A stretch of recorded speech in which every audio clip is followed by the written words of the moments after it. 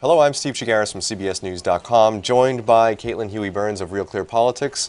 The Senate has passed this clean stopgap spending bill, kicked it over to the House, yet the threat of a shutdown still looms on Tuesday. What are we looking for from the House and the House Republicans? Well, we know the House won't pass a clean spending bill. They have said that before. They want something in return for it. The House will meet on Saturday to plot out a strategy, and there's a couple different ways they can go about this, as we've heard from them. One is to pass something with the help of Democrats, which is unlikely and risks, Speaker Boehner would risk his job probably doing that. Another is to attach a couple different measures to the funding bill. One would repeal a medical device tax that helps to fund the law. Another would be waiving exemptions for members of Congress and their staffs under the law.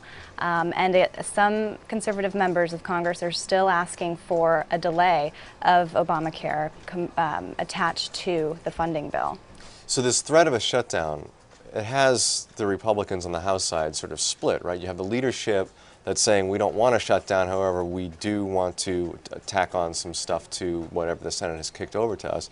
But then you have a whole group of Republicans who are saying, forget the shutdown, we don't mind, we really want to push this Obamacare thing. What's the dynamic over there now? The real problem is that House Republican leaders tried to convince their members that the real fight, their real leverage when it came to beating up the health care law or gutting it was on the debt ceiling and not necessarily the CR, the spending bill.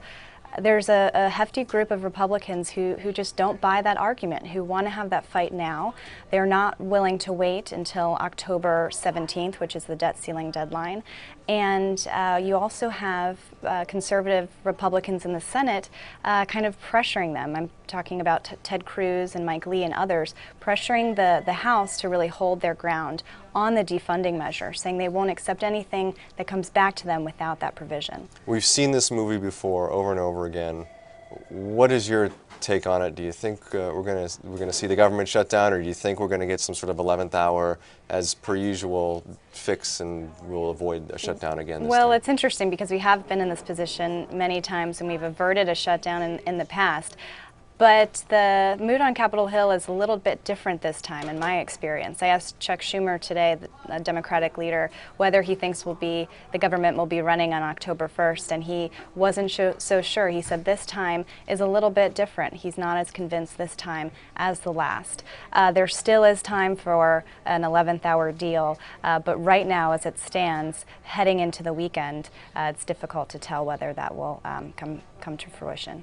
Well, I'll be watching. Caitlin Huey-Burns from Real Clear Politics. I'm Steve Chigaris from CBSNews.com. Thanks for watching.